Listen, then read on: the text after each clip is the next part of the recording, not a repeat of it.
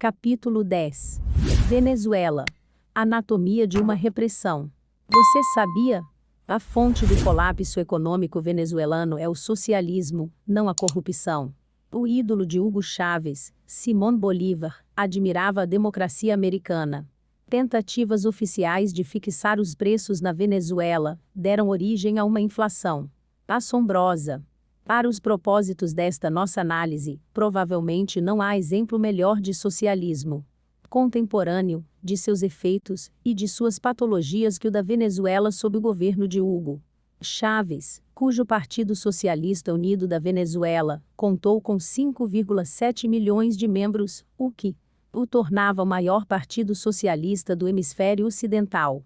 Numa lição pertinente aos americanos, a Venezuela nos mostra o que acontece quando o socialismo é implantado em um país grande, com uma economia e uma sociedade complexas.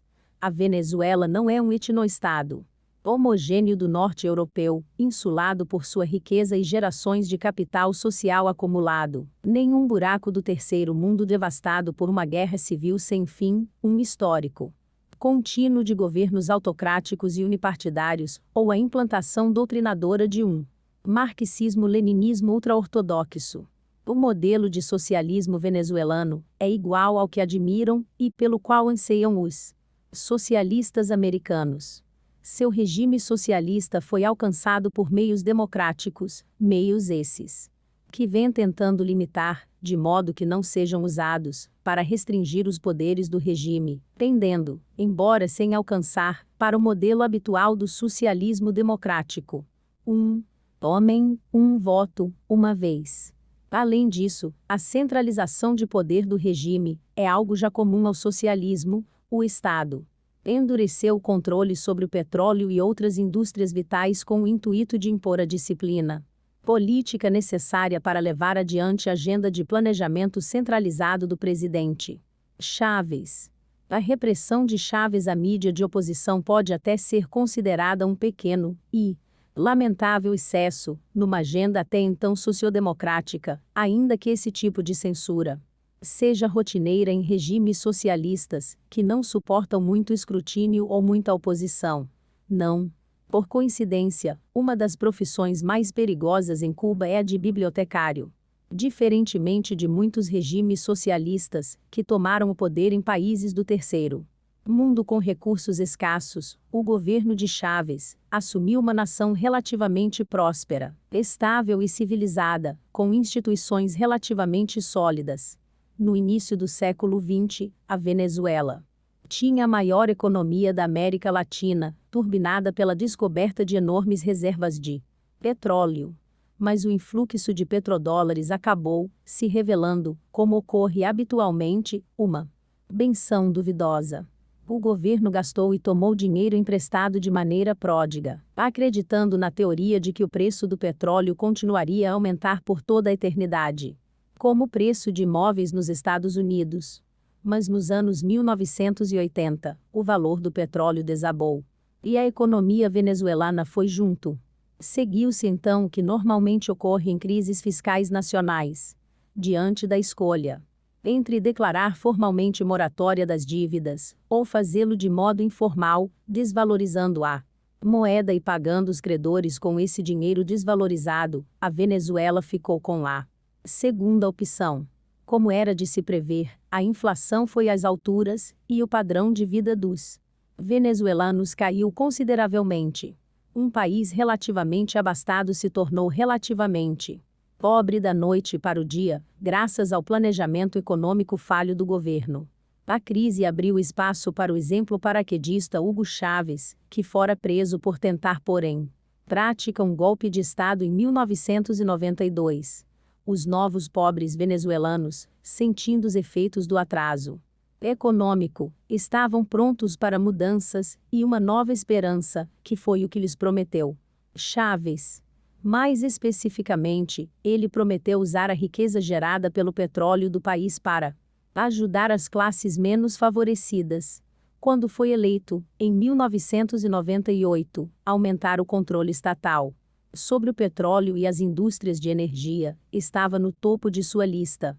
E ele foi com tudo, mas não sem oposição, enfurecida pela corrupção e pela fraude de votos na campanha da reeleição de Chávez. A oposição formou um grupo unificado, chamado Coordenadora Democrática, juntando as Fedecamaras, versão venezuelana da Câmara do Comércio, aos sindicatos trabalhistas não chavistas, representados pela Confederación de Trabajadores de Venezuela. Houve greves e manifestações, mas a oposição apenas tornou Chávez mais militante. Em 2000, ele se valeu da lei habilitante, que lhe dava direitos ditatoriais.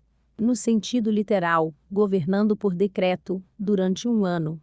Fortalecido, Chávez decretou 49 leis adicionais que estabeleceram sua visão socialista no país. As reações contra as ambições ditatoriais de Chávez foram severas e contínuas, ao passo que as greves e manifestações foram se intensificando. Em 2002, um grupo de oficiais militares organizou um golpe de Estado, alegando que Chávez não tinha real intenção de abdicar dos poderes ditatoriais que tanto lhe apraziam. Chávez sobreviveu ao golpe, mas em dezembro a Coordenadora Democrática organizou uma grande greve, que paralisou toda a indústria petrolífera. Diretores da grande petroleira estatal, Petróleos de Venezuela, PDVSA, abandonaram o emprego, e o capitão de um navio petroleiro baixou âncora no principal canal de navegação do Lago Maracaibo, recusando-se a mover a embarcação e bloqueando o transporte de petróleo. Os grevistas reivindicaram que Chávez deixasse o cargo ou revisse os decretos ditatoriais que estabeleceram sua linha de trabalho socialista. Chávez se recusou, e em poucos meses a produção de petróleo venezuelana caíra quase 40%. Num país rico em petróleo, os motoristas sofreram com a falta de gasolina. Nas ocasiões em que havia combustível disponível, as pessoas tinham de esperar por horas em enormes filas ao redor dos postos de gasolina até conseguirem reabastecer seus veículos. O tráfego aéreo doméstico foi interrompido. Mas não os chame de socialistas. No último ano, 16 deputados americanos expressaram seu apoio ao presidente venezuelano Hugo Chávez. Os representantes Barney Frank, John Conyers, Chaka Fattah, Janeiro Chakosky e José Serrano, entre outros, reclamaram numa carta ao presidente Bush que os Estados Unidos não estavam protegendo Chávez de maneira adequada contra o aumento da oposição interna a seu governo, cada vez mais autoritário, movimento esse que poderia levar à sua destituição. Eleito em 1998, o tenente-coronel Chávez tomou de assalto a democracia na Venezuela e está levando o país abertamente rumo ao totalitarismo. Além das fronteiras venezuelanas, ele comemora, protege e negocia com terroristas. O Equistandard, 2003. Apesar do auxílio de governos amigos, a economia venezuelana implodiu. A gasolina se tornou escassa, e logo diminuiu também o suprimento de gêneros alimentícios e outras necessidades básicas. A economia se contraiu em 23% durante o primeiro quadrimestre de 2003, e o desemprego ultrapassou os 20%. A situação ficou tão crítica que até comerciantes e lojistas, geralmente a classe de negociantes mais apolítica, entraram em greve contra Chávez e logo no período natalino, adotando o lema um 2002 sem Natal e um 2003 sem Chávez.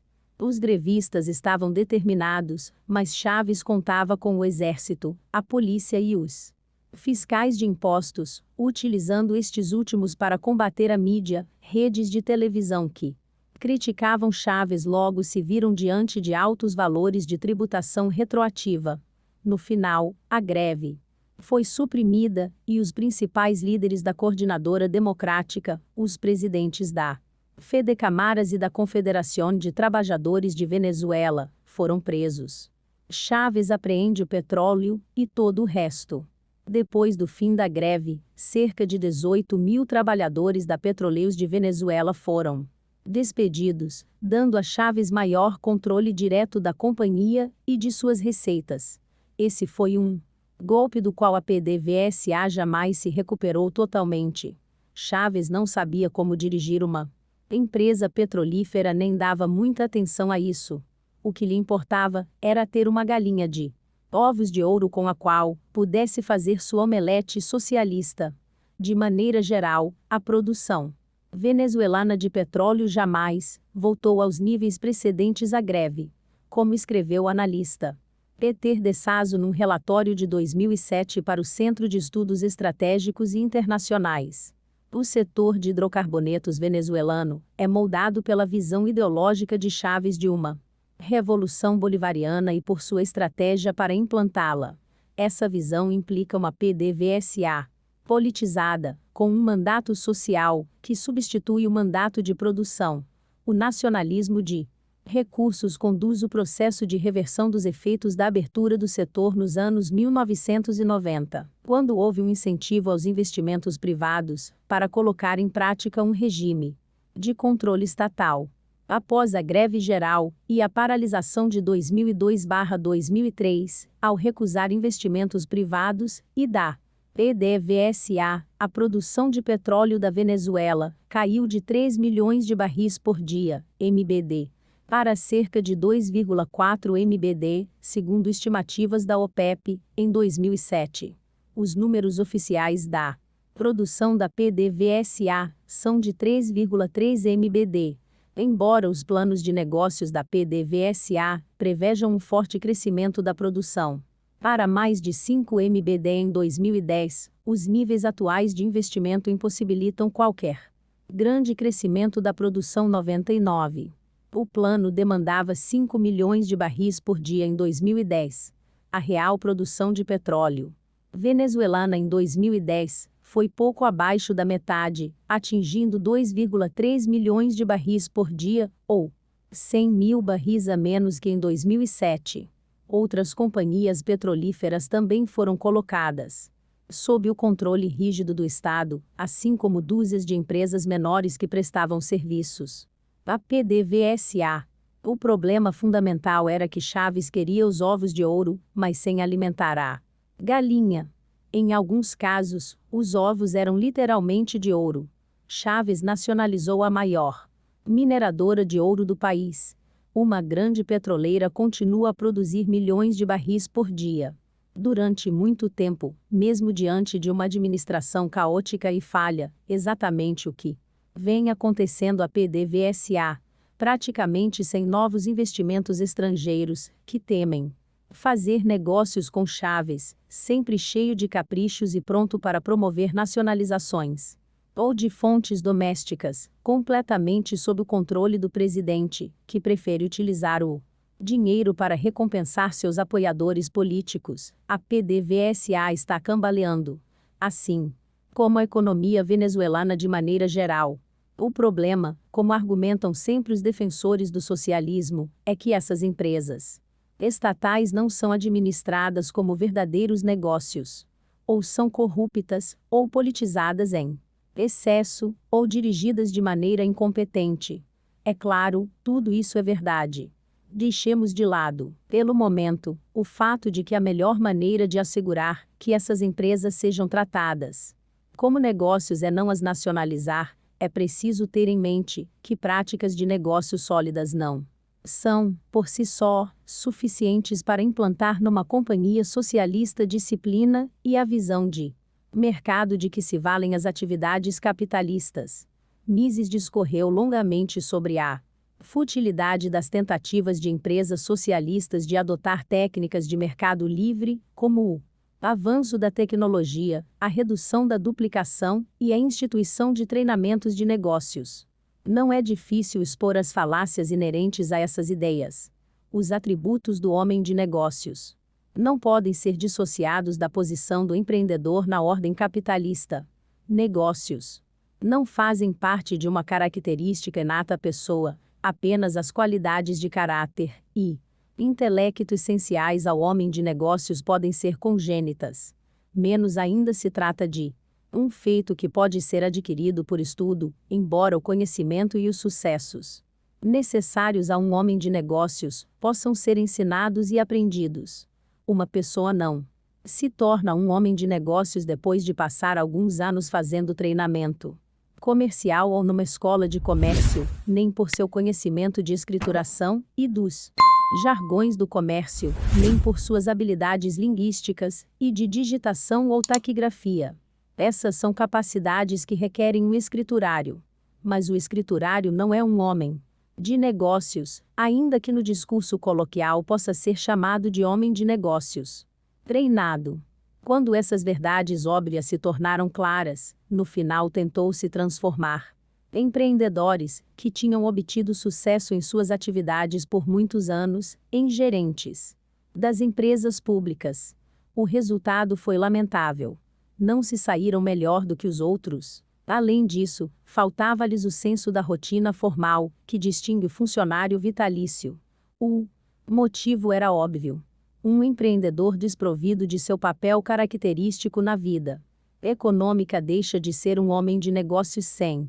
A corrupção, a ineficácia e a incompetência fazem parte de toda empresa socialista, é claro, assim como também fazem parte de um número considerável de companhias capitalistas. Enron, AIG, Lehman Brothers. Precisamos continuar? A diferença crítica é a seguinte: empresas capitalistas ineficazes ou incompetentes acabam falindo. Negociantes corruptos podem ser banidos dos mercados e executivos corruptos podem ser presos. Os investidores castigam impiedosamente a venalidade e a estupidez, tendo motivos de sobras para descobri-los. Aqui está o problema. Mesmo sem corrupção, incompetência ou ineficácia, uma empresa socialista ainda funcionará mal, pois seus diretores não têm acesso ao tipo de informação fornecida pelos preços no mercado privado. É isso, e não a corrupção trivial de Hugo Chávez, que aflige o setor social venezuelano. Além da indústria petrolífera, o regime de Chávez tomou também o controle de grande parte da economia. Em efeito, ele nacionalizou a indústria energética ao desapropriar o maior gerador privado do país das mãos da AIS Corp, uma empresa americana. Chávez pagou 470 milhões. Por ele, não era um preço completamente despropositado, segundo a maioria dos analistas, mas foi uma oferta do tipo pegar ou largar, ou, talvez seja mais preciso dizer, do tipo pegar, ou, eu o pegarei assim mesmo. Chávez também redirecionou boa parte das receitas do petróleo venezuelano para nacionalizar outras empresas, como quando assumiu o controle da indústria do cimento ao adquirir o controle acionário de operações privadas controladas por sociedades do México, da Suíça e da França. A nacionalização do cimento era necessária para o plano econômico de Chávez, depois que o governo venezuelano começou a impor controles de preço, os produtores de cimento descobriram que teriam mais lucro vendendo seu produto para o exterior do que nos mercados. Cada vez mais sufocados pelo Estado venezuelano, em vez de admitir que seu plano era responsável pelo preço baixo do cimento, abaixo até do preço de liquidação nos mercados mundiais, Chávez assumiu o controle da indústria recorrendo à alavancagem financeira da única mercadoria que ele gostava de ver negociada por seu preço de mercado integral, o petróleo venezuelano. Episódios similares se desenrolaram nas áreas de telecomunicações, aço, papel e processamento de alimentos. Diversas grandes operações agrícolas também foram nacionalizadas, incluindo as maiores produtoras de café do país, além de desapropriarem imensos terrenos de outras iniciativas privadas. Uma fábrica de processamento de alimento pertencente à firma americana Cargill, que produz arroz na Venezuela, foi tomada quando reduziu sua produção em resposta ao controle de preços governamental. Essa política teve, como resultado previsível, que as terras antes produtivas hoje se encontram abandonadas, ou marginalizadas pela má administração do Estado, ao passo que a produção doméstica de alimentos na Venezuela entrou em declínio. Quando as indústrias de cerâmica, aço e tubulações enfrentaram problemas com seus sindicatos, Chávez resolveu o problema nacionalizando os negócios. Mão de obra organizada, obviamente, é uma das grandes fontes de poder de Chávez. Se não chegou a nacionalizar os sindicatos venezuelanos, certamente tentou chavizá-los. Uma de suas medidas foi fazer passar uma lei que dava ao governo o direito de monitorar as eleições internas dos sindicatos, recebendo críticas de líderes sindicais em todo o mundo por essa interferência governamental inadequada em questões internas. Quando Chávez não conseguiu subjugar a versão venezuelana da Federação Americana do Trabalho e Congresso de Organizações Industriais, a AFL-CIO, a Confederação de Trabalhadores de Venezuela, que resistira suas mais autoritárias inovações, ele criou um sindicato rival próprio, a União Nacional de Trabalhadores. Como os acólitos de Chávez se infiltraram em sindicatos individuais, estes transferiram sua filiação da antichavista ACT para a UNT, pró-chavista. Chávez as recompensou fazendo da recém-criada e relativamente pequena UNT, a representante venezuelana nas conferências de trabalho internacionais. Quando perguntado sobre possíveis planos para nacionalizar a indústria alemã, o líder do Partido Nacional Socialista Alemão dos Trabalhadores, Adolf Hitler, respondeu: por que deveria nacionalizá-los? Nacionalizarei o povo. 101 Chávez também fez o possível para nacionalizar seu povo. Por que nacionalizar as indústrias quando se pode nacionalizar a realidade? Assim, pode controlar os números a seu favor. Quando o Instituto Nacional de Estatística da Venezuela divulgou estudos que mostravam que a pobreza vinha crescendo sob o governo de Chávez, chegando a 53% em 2004, apesar das crescentes receitas do petróleo, o presidente lançou mão de uma medida diferente de pobreza, que de modo conveniente mostrava um índice muito mais baixo. Quando os dados sugeriram que o desemprego vinha aumentando, o regime de Chávez alterou o modo como calculava. Com isso, Chávez emulava uma velha prática aperfeiçoada por seu mentor, Fidel Castro, cujas impressionantes e completamente fictícias estatísticas documentando o sucesso nas áreas de alfabetização e saúde infantil de Cuba não cansam de ser repetidas por aqueles que desejam socializar o sistema de saúde americano. A esquerda americana é tão fiel ao mito do socialismo de Cuba, basta ver, por exemplo, a homenagem feita ao sistema de saúde cubano no documentário anticapitalista de Michael Moore, Cico, que nem a recente confissão de Castro de que o modelo cubano não funciona mais, nem para nós diminuiu seu entusiasmo. 102. Todo socialismo é nacional-socialismo. Perceba que esses são atos relativamente triviais de desonestidade e adulteração de dados. Qualquer um pode mentir sobre estatísticas, e a maioria dos políticos o faz. Mas há certa profundidade no socialismo que falta aos outros tipos de sistema, mesmo naqueles altamente centralizados e autoritários. Uma vez que o socialismo conta com o mecanismo do Estado para fazer valer as ordens dos planejadores centrais, e tais ordens são vendidas como os esforços dos melhores e mais inteligentes, para estabelecer uma ordem racional em nome da população, que não pode fazê-lo por si própria, torna-se politicamente necessário que o Estado e seus líderes, em muitos estados socialistas, o líder, sejam fortemente identificados, de maneira quase religiosa, com o povo. Embora fossem ateístas devotos, os soviéticos frequentemente evocavam interpretações religioso-nacionalistas da história russa, sendo uma delas o relato recorrente de que a Rússia era uma nação escolhida, com um papel missionário especial nas questões mundiais. Segundo essa narrativa tradicional, a Sagrada Mãe Rússia é o bastião da cristandade contra o islamismo e o leste pagão. De acordo com o Evangelho soviético, a Rússia foi escolhida pela história para liderar o caminho rumo à única fé real do socialismo. Spicoli.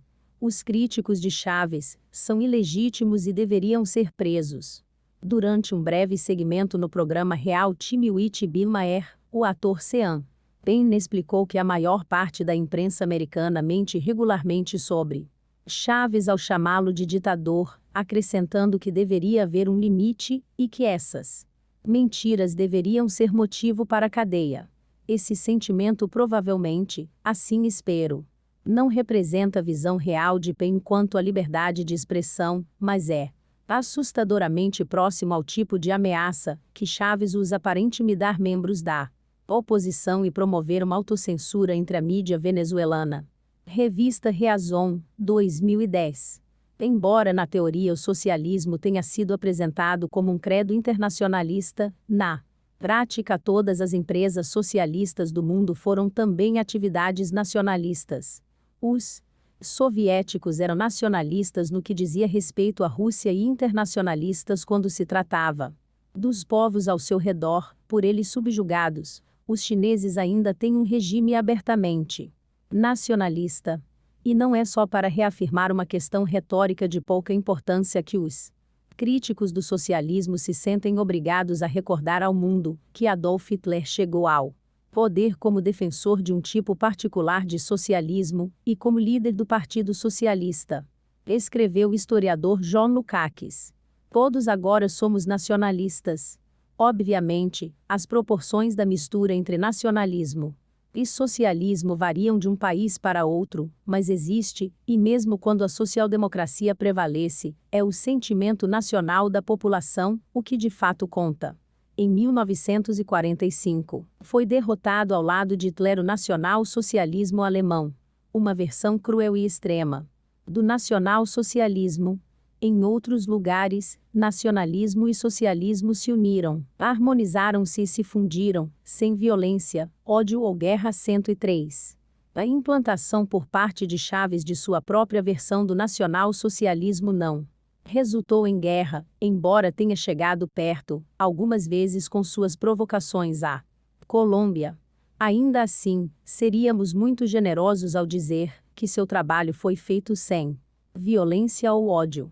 Mas para entender o socialismo venezuelano, é fundamental compreender que ele incorpora o nacionalismo, assim como no socialismo soviético, no maoísmo e nos movimentos revolucionários liberalistas pós-guerra do Terceiro Mundo. O que a Sagrada Mãe Rússia significava para os soviéticos, o que o orgulho do Reino Médio significa para os chineses, o que o Volk representava para Hitler, tudo isso tem seu equivalente na América Latina, concentrado na figura e no legado de um único homem, Simón José Antonio de la Santíssima Trinidade Bolívar y Psilon Palacios, também conhecido como El Libertador, e o George Washington, sul-americano. Geralmente se diz que um grande homem se reviraria no túmulo, se pudesse ver o que seus epígonos fizeram em seu nome. Chávez fez com que Simón Bolívar se revirasse no túmulo. O escritor e ativista pelos direitos humanos Doral Vorsen contou essa história em 2010. No dia 16 de julho, logo após a meia-noite, o presidente venezuelano Hugo Chávez voltou no tempo, supervisionando a exumação dos restos mortais de Simón Bolívar, grande herói da independência da América Latina, que ajudou a libertar a região da Espanha no século XIX, e objeto de uma obsessão pessoal e política por parte de Chávez. O esqueleto foi desmontado. Pedaços foram removidos, como dentes e fragmentos de ossos, para testes. O que restou foi colocado num novo caixão com o selo governamental de Chávez. O presidente venezuelano, que tuitou sobre os procedimentos, fez um discurso desconexo no qual pedia a Cristo que repetisse o milagre de Lázaro e ressuscitasse os mortos. Uma vez mais, aparentemente, ele também conversou com a alçada de Bolívar. Eu tinha dúvidas, disse Chávez à nação, parafraseando o poeta Pablo Neruda, mas, depois de ver seus restos mortais, meu coração disse, sim, sou eu. Pai, é você, ou quem é? Você. A resposta foi, sou eu, mas o acordo a cada 100 anos, quando o povo acorda 104. Antes mesmo de assumir oficialmente o poder na Venezuela, Chávez sempre buscou se identificar com El Libertador e assim unificar, na mente da população, sua própria pessoa, o Estado e o povo. Como disse o rei Sol alguns anos antes, Leta-te, seste moi, o Estado sou eu. Depois de fracassar em sua tentativa de chegar ao poder por meio de um golpe militar, Chávez entrou de cabeça na política eleitoral, junto a políticas mafiosas antiquadas, e deu à sua turma o nome de Movimento Bolivariano. Ao assumir o poder, Chávez exigiu que o país mudasse seu nome para República Bolivariana da Venezuela. Insistia ainda que uma cadeira permanecesse desocupada durante as reuniões de gabinete, para acomodar o fantasma de Bolívar, além de saquear sua espada do Museu Nacional para uso próprio. Pessoas merecedoras e iluminadas, como Mahmoud Ahmadinejad, Muammar Gaddafi, Robert Mugabe, Alexander Lukashenko, Vladimir Putin e Raul Castro, foram presenteadas com réplicas da arma. Para reafirmar sua imagem, como a reencarnação de Bolívar, todas as estações de notícias do país tiveram de transmitir imagens da exumação feita por Chávez e sua conversa com os ossos daquele grandioso homem. Com o hino nacional venezuelano ao fundo, todas as televisões da nação transmitiram imagens históricas de Bolívar em quadros famosos, seguidas por imagens de seu esqueleto e de Chávez. Se pudéssemos imaginar Washington, Jefferson, Madison e Lincoln numa só pessoa, escreveu Alvorsen, teríamos ideia do poder histórico de Bolívar em grande parte da América Latina, e porque uma revolução bolivariana é infinitamente mais legítima do que uma revolução chavista. A apropriação agressiva de Chávez em relação a Bolívar, primeiro política, depois fisicamente, tem um significado especial, pois constitui uma tentativa de se livrar do mais importante líder da oposição e inimigo político que poderia enfrentar, o próprio Bolívar. 105. Longe de ser um protossocialista, Bolívar era um homem que carregava sempre uma cópia de A Riqueza das Nações, de Adam Smith, e que admirava tanto Thomas Jefferson que enviou um de seus sobrinhos preferidos para estudar na Universidade de Virgínia, fundada por ele. No entanto, o conteúdo das ideias de Bolívar não pode ser usado por Chávez como conteúdo de sua cripta, e as emoções nacionalistas, que podem ser usadas para causar agitações e assim distrair as atenções das inevitáveis falhas do socialismo. O corpo de Simón Bolívar é como o de qualquer outro homem, mas roubar seu legado vale mais do que roubar aquele de Kim Il-sung, escreveu o jornalista socialista iconoclasta Christopher Hitchens, que passou bastante tempo com o presidente Chávez, tendo desenvolvido um olhar aguçado para identificar as ilusões de grandeza de um autoritário. Hitchens escreveu que Chávez está bem próximo do momento climático em que anunciará que é um ovo poché e que precisa de uma grande torrada com manteiga, de modo que possa deitar e tirar uma bela soneca. Até a pilhagem macabra do caixão de Simón Bolívar foi inicialmente provocada por sua teoria de que uma autópsia revelaria que Libertador fora envenenado, provavelmente por colombianos covardes. Isso talvez desse à Venezuela uma licença póstuma para continuar a hospedar as Farc narcocriminosas da Colômbia, numa atividade entre fronteiras que pouco faz para promover a fraternidade regional. 106.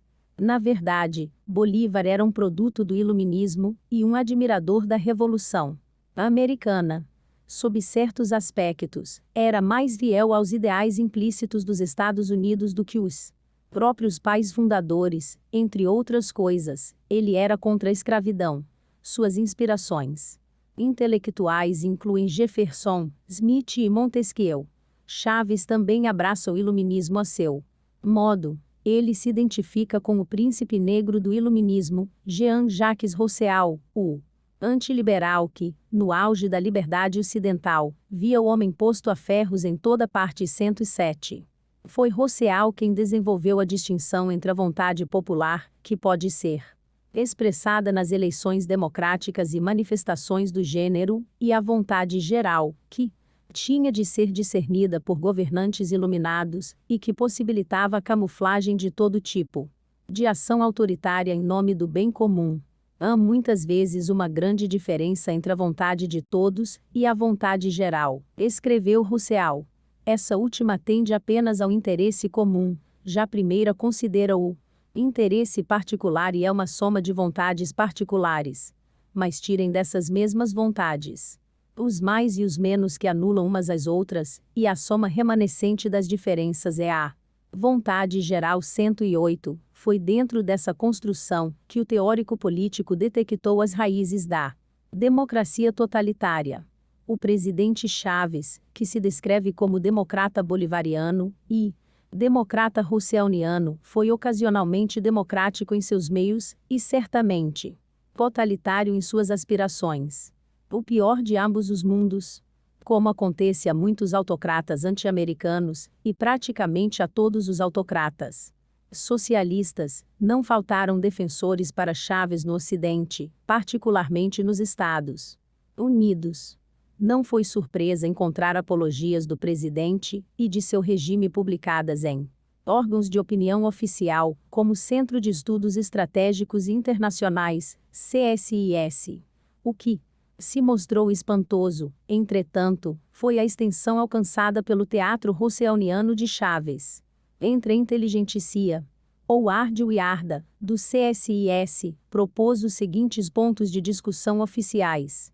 Chaves segue a linha de Jean-Jacques Rousseau e Simón Bolívar, e não a de Locke, Jefferson e Madison. Rousseau era um defensor da democracia direta. Temos de reconhecer que outras formas de democracia são legítimas. Chaves não representa qualquer ameaça aos interesses americanos atualmente. Os Estados Unidos podem tentar influenciá-lo, mas devem estar preparados para ter paciência. 109.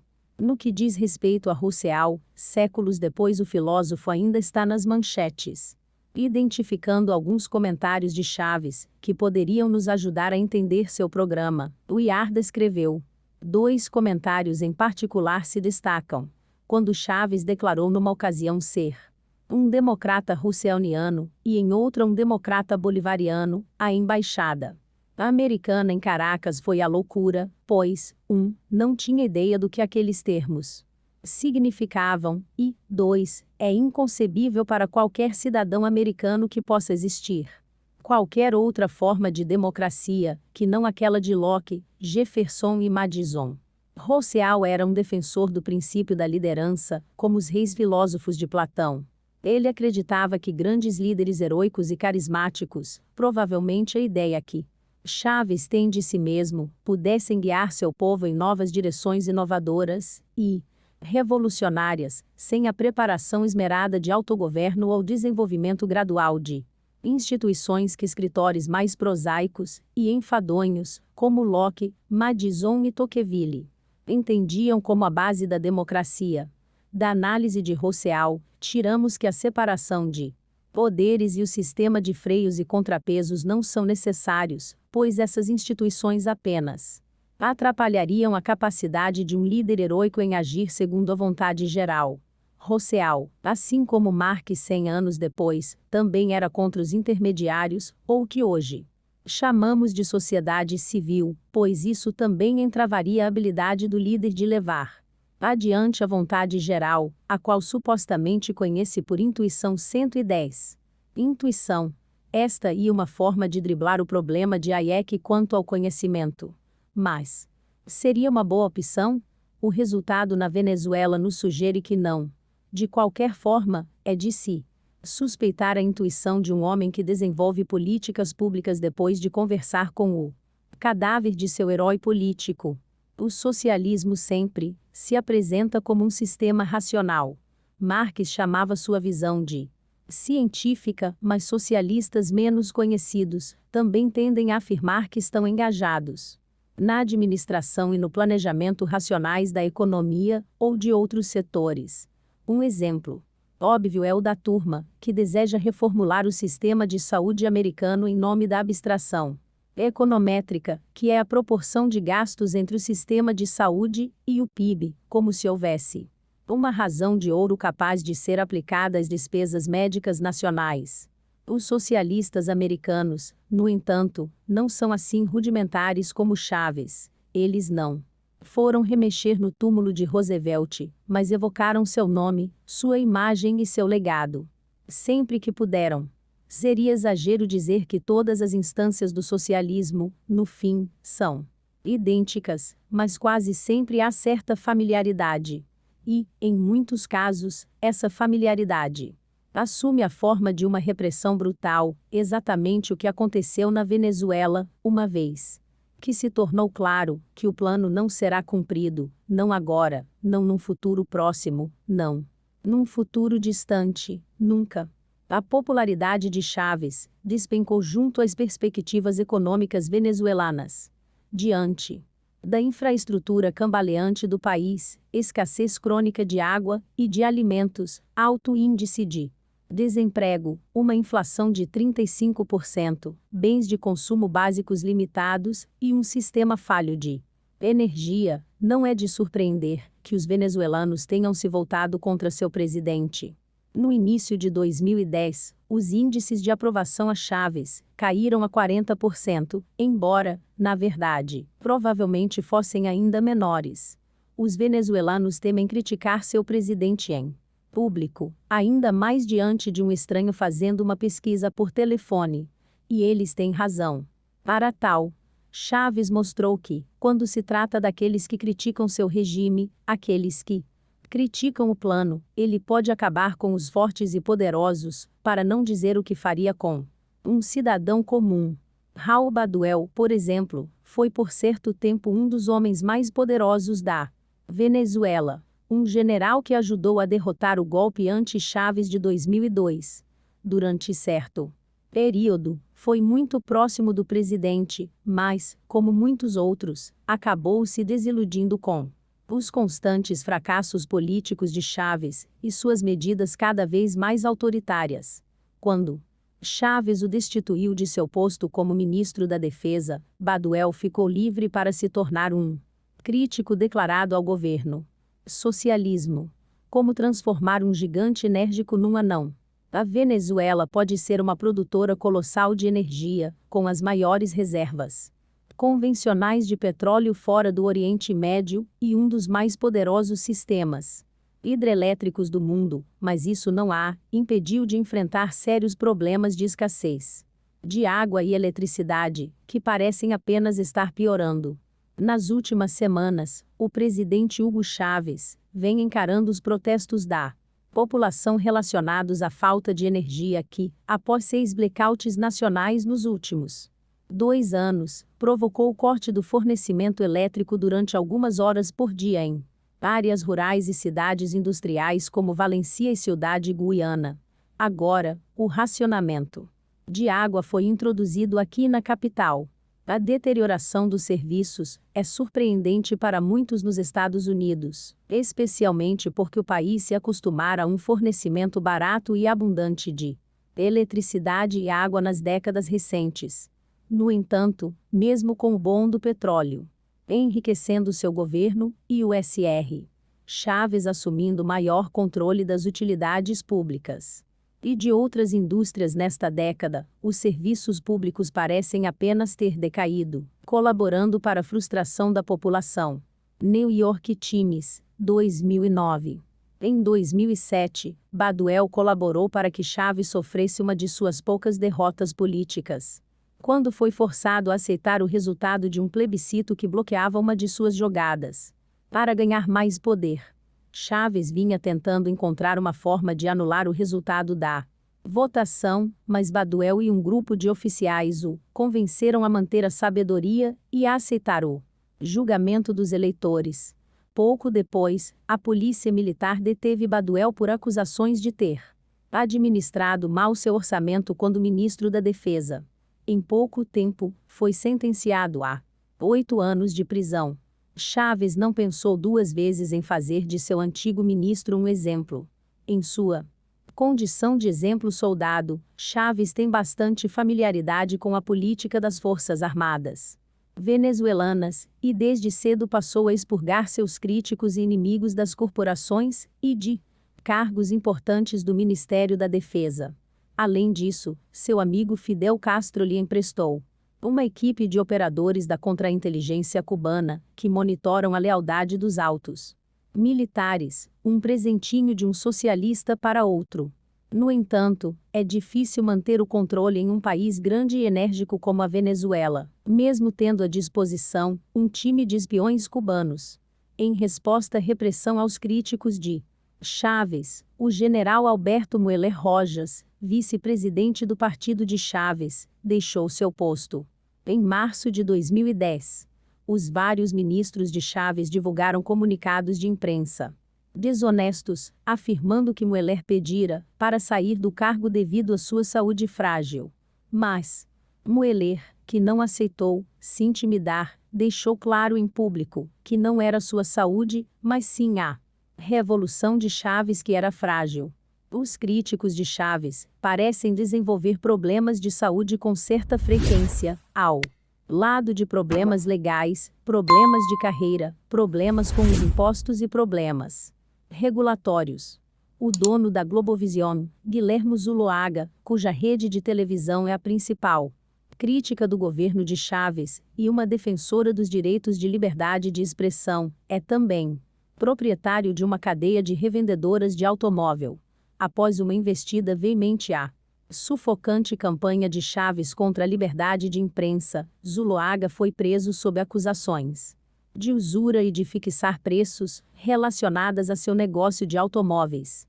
De maneira similar, um grande acionista da Globovision teve seu banco apreendido.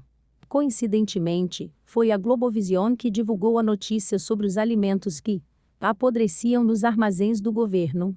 Ou seja, o dono e os investidores da Globovision foram para a cadeia e tiveram suas propriedades apreendidas por terem exposto a ineficiência e a corrupção do sistema socialista venezuelano. Outra rede de televisão, a RCTV Internacional, teve destino parecido, além de outros 5 canais a cabo. Cerca de 40 estações de rádio independentes também foram fechadas, e uma nova lei permitirá que Chávez aprisione repórteres e editores que divulguem informações danosas aos interesses do Estado.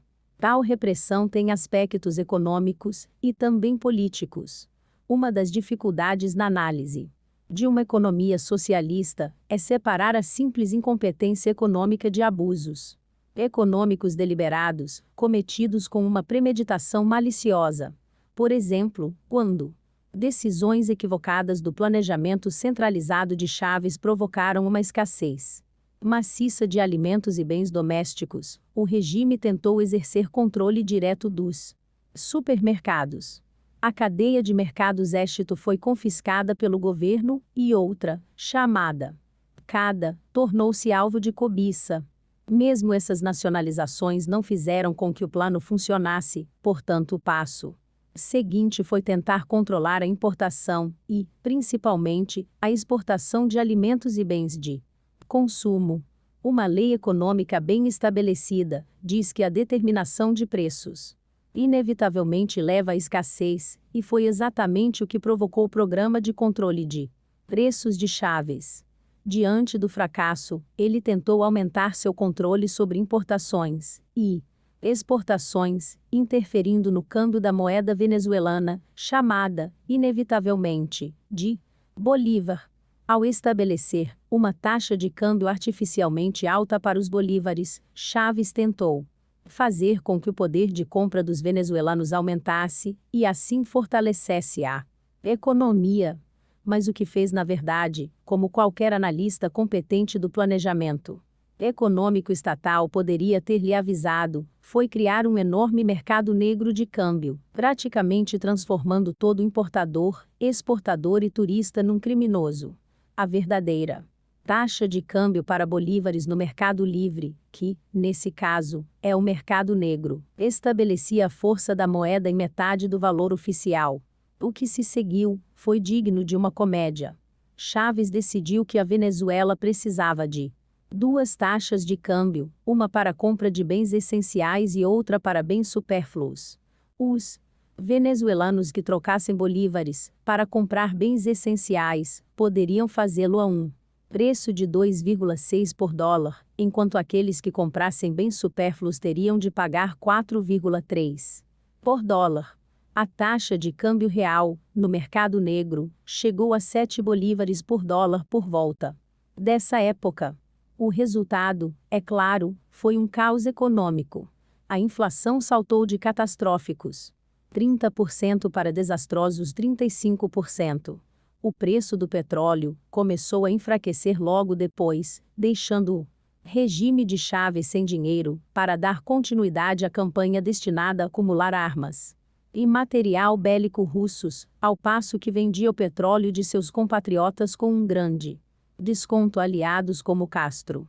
Naturalmente, esse deslocamento econômico, social e político foi acompanhado pela decadência de instituições públicas, particularmente da lei e da ordem. Caracas é, no momento em que este livro é escrito, a capital mais perigosa das Américas, um lugar onde os casos de sequestro fugiram ao controle. A resposta do regime de Chávez, até este instante, foi típica do planejamento central, exigir que os casos de sequestro sejam comunicados à família das vítimas. Muitas vezes não se importava em fazê-lo, uma vez que a polícia, quando não estava diretamente envolvida nos crimes, era ineficaz e, diante dessa informação, congelar as contas bancárias dos familiares, impedindo assim o pagamento do resgate. Obviamente, isso resultou na morte e na desfiguração das vítimas, cujas famílias não tinham recursos e não podiam contar com a polícia para resgatar seus entes queridos. Dessa maneira, a Venezuela sofre com o pior de ambos os mundos. Uma polícia estatal que não consegue controlar o crime, o apagar das luzes.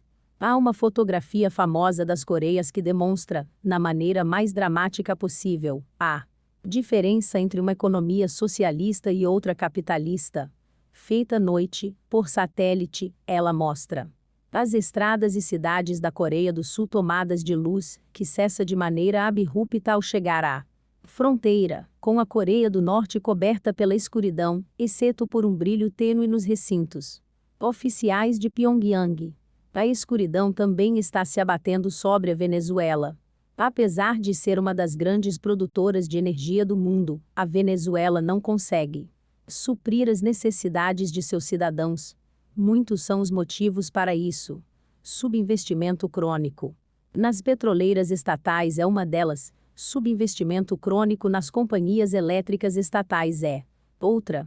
O governo Chávez, incapaz de ignorar os sucessivos blackouts que, junto à escassez de alimentos, fizeram com que muitos venezuelanos se voltassem contra ele, recorreu a algo típico dos socialistas: um plano de 5 anos.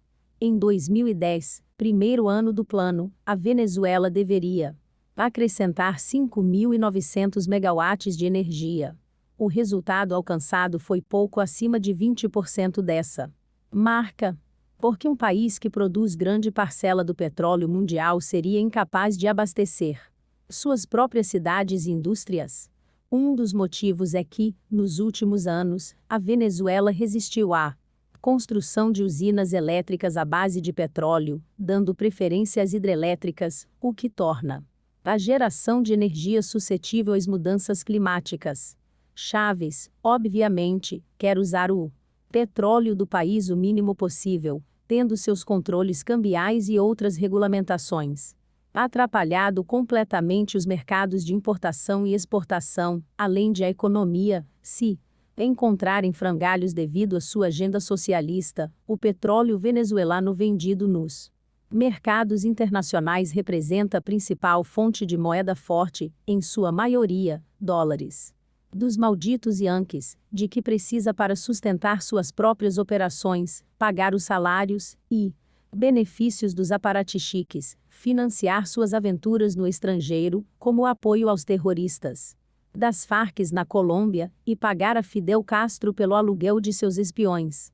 Dessa maneira, os venezuelanos não apenas sentem falta daquilo que devem importar, mas também da única coisa que deveriam ter em abundância: energia. A escuridão que recai sobre a Venezuela é a mesma que pode ser vista à noite na Coreia do Norte. Familiar e previsível. Nós a vimos tomar um país após o outro. E havemos prestes a tomar o nosso.